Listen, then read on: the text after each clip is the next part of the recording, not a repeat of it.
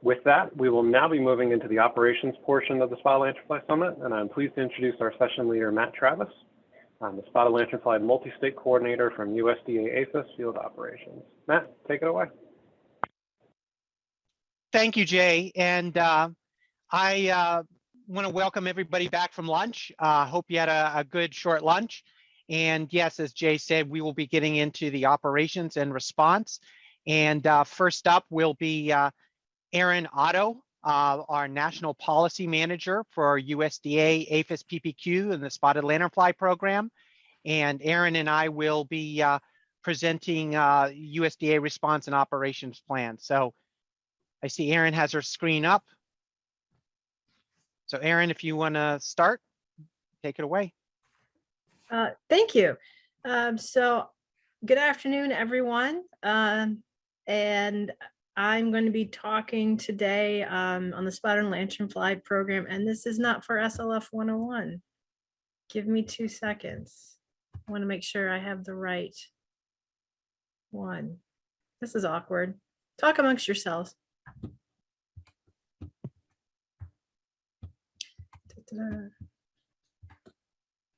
So as Erin brings up her PowerPoint presentation, we will be, covering the response plan or response and operations for USDA.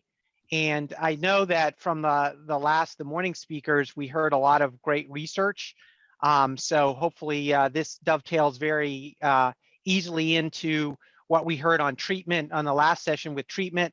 And then you will get the chance to hear data collection followed by state-specific coordination by the various state officials. So hopefully this will be a good session for you. All right, so thank you, Matt. So welcome everyone. Again, my name is Erin Otto. I'm the National Policy Manager and for the Spotted Lanternfly program, and I'm in the policy management part of PPQ. The Spotted Lanternfly Cross-Functional Working Group is made up of members of the three core functional areas for PPQ. So it's me, it's Matt Travis, who will be moderating this afternoon. He is the multi-state coordinator for SLF in field operations. And then also part of our group is Greg Para, the staff scientist, and he represents science and technology. So the three of us make up the core Spotted Lanternfly working group here in PPQ.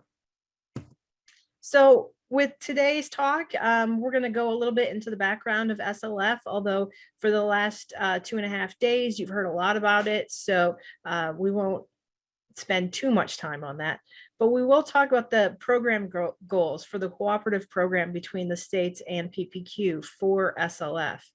And then we're going to go into a brief overview of the program. And then we'll talk about funding, which is what everyone wants to talk about these days, especially since we have our continuing resolution only until next Friday. So background, with Spotted Lanternfly, everyone knows it's been here since 2014, and it was first detected in Berks County, Pennsylvania. We've been hearing a lot of great research the last 3 days about Spotted Lanternfly, not only the biology, but biological control and all sorts of things. So you've seen a lot of pictures on the pest. It has multiple hosts during its life cycle, but its most preferred host is Tree of Heaven, and that's Alanthus altissima. The pest so far has adversely affected grapes, but we're worried about hops, fruit trees, and ornamental trees. So those are the agricultural commodities that we're on the lookout for damage. The SLF program is a cooperative program between PPQ, so between the feds and the state departments of agriculture. Currently, the pest has populations established in 11 states. So we work really, really well with the states on this. So for the program, we're going to focus primarily on control measures that are based on data that identifies key SLF infested areas and established populations. We also are going to focus primary control measures on high risk transportation and commodity pathways to minimize the risk of long distance dispersal of SLF. We're going to rapidly respond with control strategies to SLF satellite populations as they're discovered. We're also going to promote the development, harmonization, and implementation of best management practices for all our stakeholders, whether it's an industry, a business, growers, transportation, whoever, to address the risk of long distance dispersal. And we're going to promote the harmonization of state SLF regulatory and data collection activities across the SLF program. That's where we discover trends to help us fight the spread, not only this year, but in future years. And then we're going to maximize SLF education, management recommendations, and citizen reporting by supporting a robust outreach strategy. And you heard yesterday afternoon a lot of good talks on outreach, both at the state and federal level, as well as with PRISMs and all of our other partners in this fight. I'm going to pass it over to Matt to talk a little bit about operations. Yeah, thanks, Erin. So this is yearly population growth, as we can all see, and we all are aware, or many of us are aware, of the growth and the expansion of the spotted lanternfly population over the years since 2018 until 2021. You can see that there are quite a few areas where this has expanded. As we all know, it's expanded well down into the south, down into Virginia. We heard some discussion about that. To the west, to Ohio, and of course into Indiana. We've also seen it expand into New York, Connecticut, Massachusetts. We heard discussions about regulatory incidents that have occurred in New Hampshire. So as we've seen this, we've seen it spread a lot of times with human assistance, as we've all been talking about railroads and modes of transportation. And if we were to overlay those pathways with this map, we would see a lot of trends here with the expansion of the spotted lanternfly. Next slide, please, Erin. So operationally, that's what we're focused on. That's where we're focusing and spending our priority, or putting our priorities, and we're spending our most time, our most treatment is focused on those high-risk pathways. So we're looking at rail transit, movement of goods and services and people with rail out of the known generally infested areas of spotted lanternfly to all points west, north, and south. Then we're looking at high volume shipping operations. Of course, we have ports of entry. We know that rail also moves quite a lot of cargo, as well as trucking operations and distribution centers, our large big box stores and how they're supplied. We look and see a lot of pathways there as well. Maritime ports of entry, of course, is very key. This, of course, touches on also our need to protect trade, not just intrastate or interstate trade, but also international trade, and make sure that spotted lanternfly doesn't make any trips on any exported goods from U.S. ports to countries across the ocean. Airports, as we've heard talked about, and Phil Lewis touched on, airports and air cargo are very important, as it tends to, right now, at least the adults seem to be able to make it aboard the planes with the cargo. However, they've not made it successfully alive in most cases. And then DoD, Department of Defense facilities, of course, moves quite a lot of materials and equipment, not just interstate, but also internationally when doing large-scale exercises or in response to some defensive threat. And then, of course, national parks and battlefields, a lot of people, a lot of tourists involved, moving personal vehicles, RVs, and items like that from state to state into these areas as they visit, always a potential to carry the spotted lanternfly from one place to the other. Next slide, please. So we've responded, of course, with survey tactics. You know, the important part is knowing where spotted lanternfly is, where it exists, where we have population. So we've heard a lot of great talks, a lot of great research about primary surveillance, how we survey.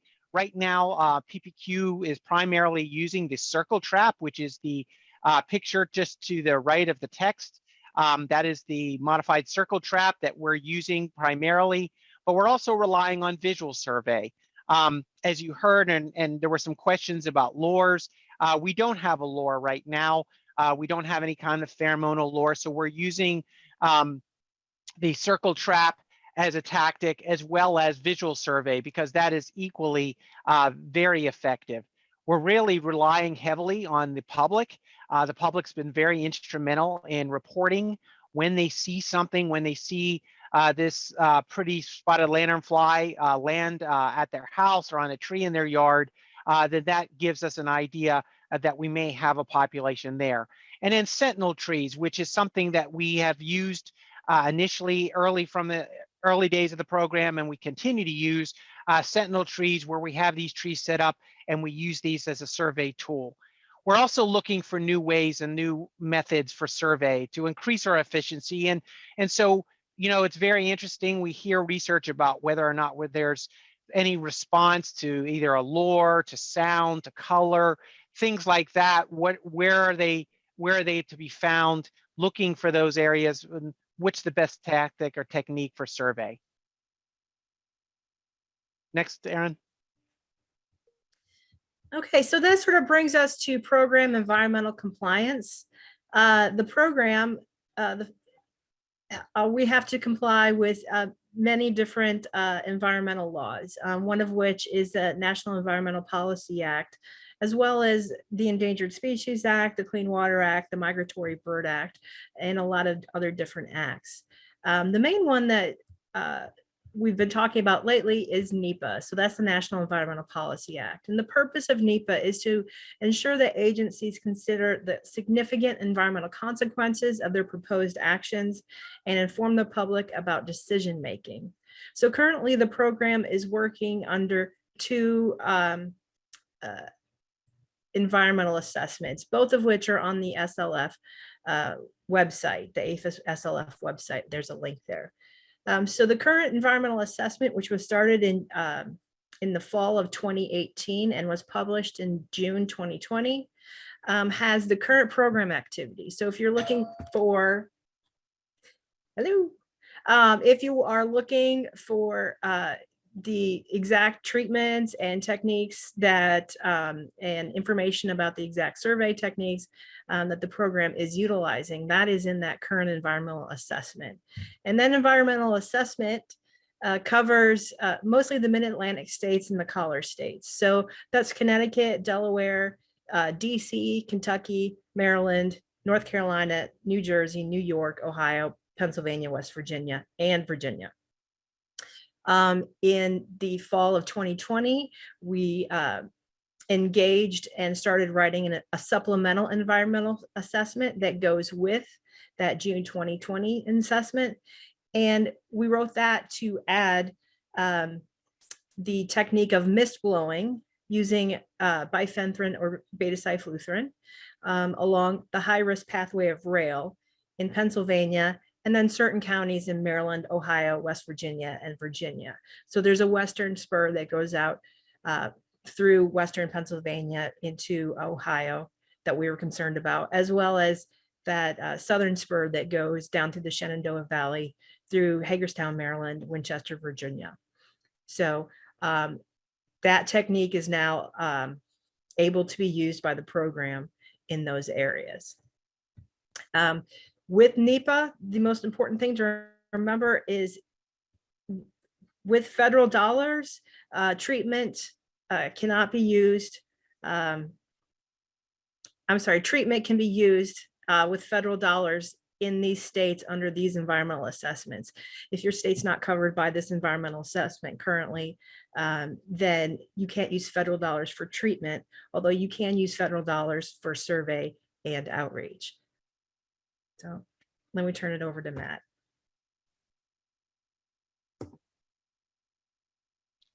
And then so for program treatments, under those in the environmental assessment, and supplemental environmental assessment, we see the program treatments focused and prioritized based on those high-risk priorities, those high-risk sites that are listed there at the top of the slide: airports, maritime ports, commercial industrial distribution hubs, transportation corridors, rail properties, and federal facilities, to include DoD and national parks.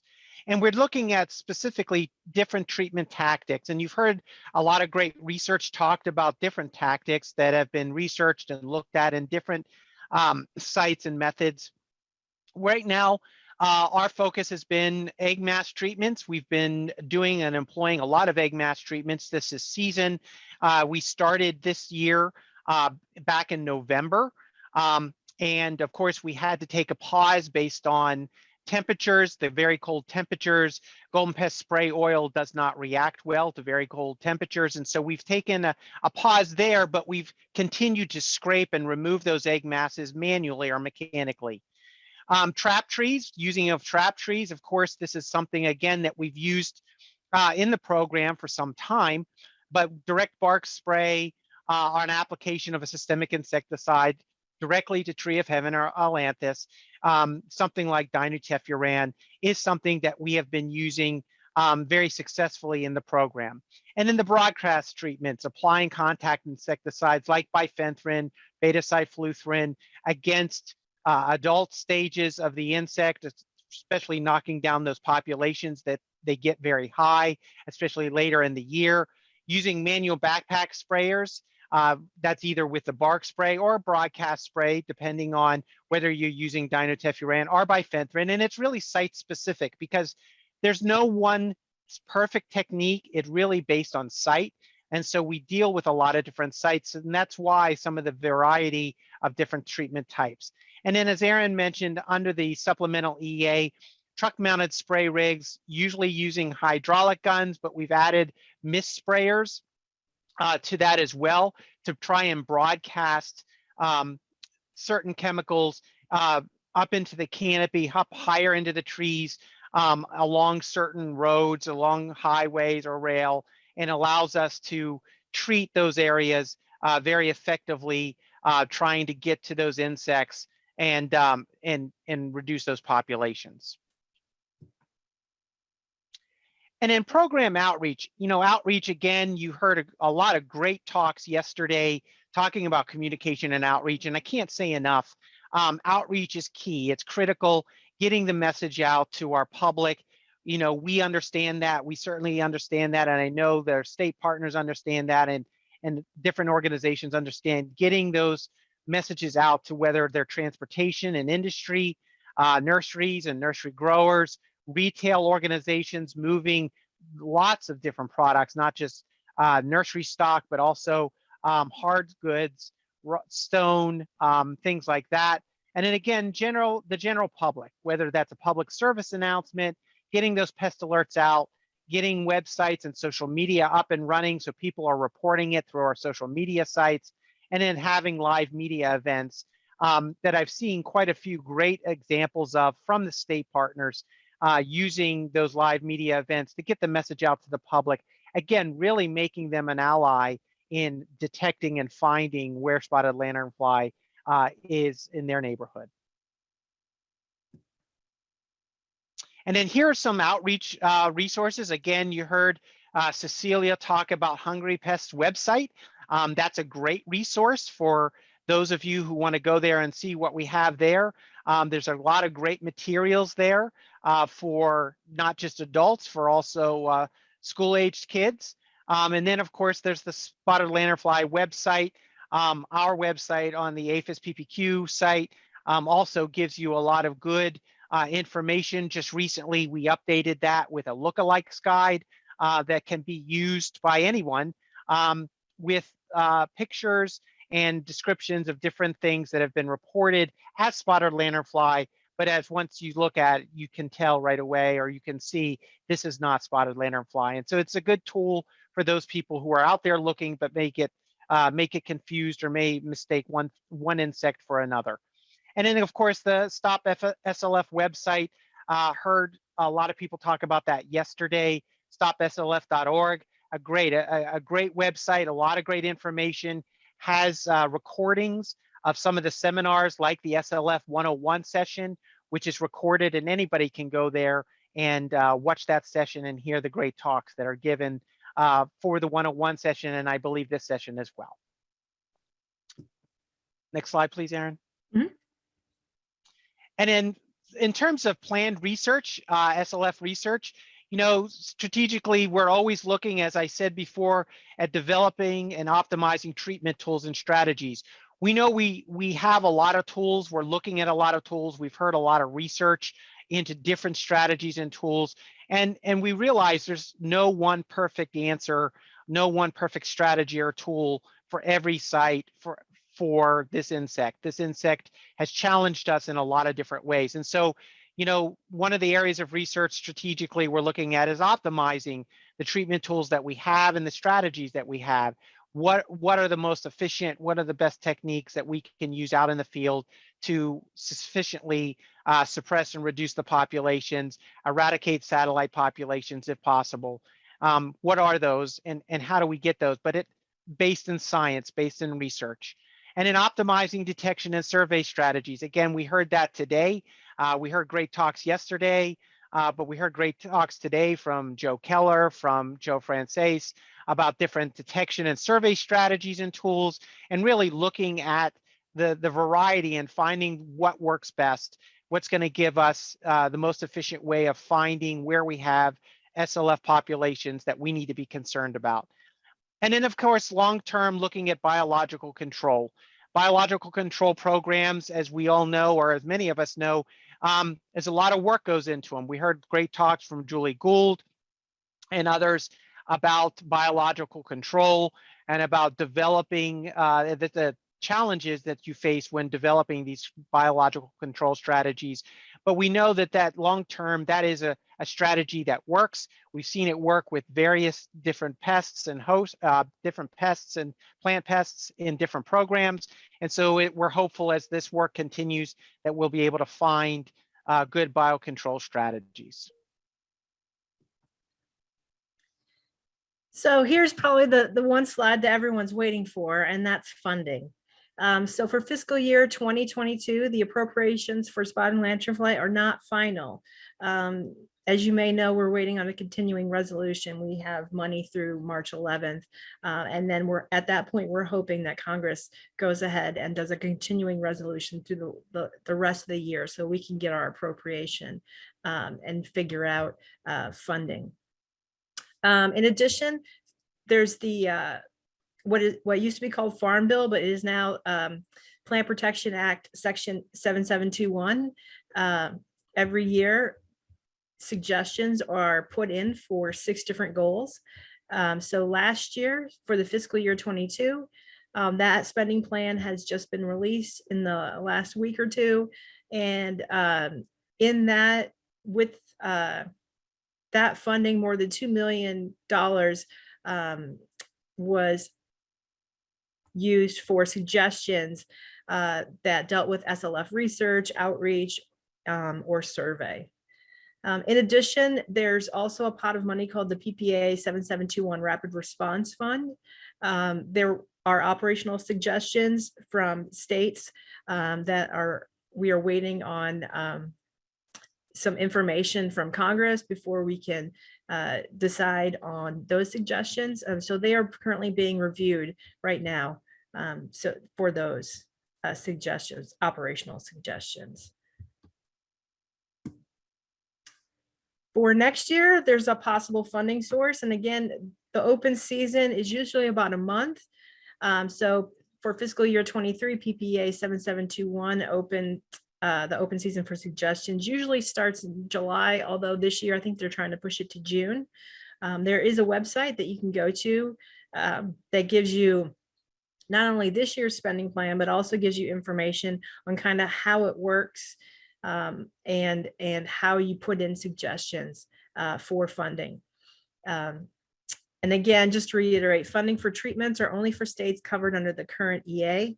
PPQ recognizes this needs to be revisited, and we're right now looking at different options we can go to satisfy NEPA, to remain in compliance with NEPA and assess environmental risk for both human and environmental health. So that is it. I'm going to stop sharing my screen and see if there's any questions.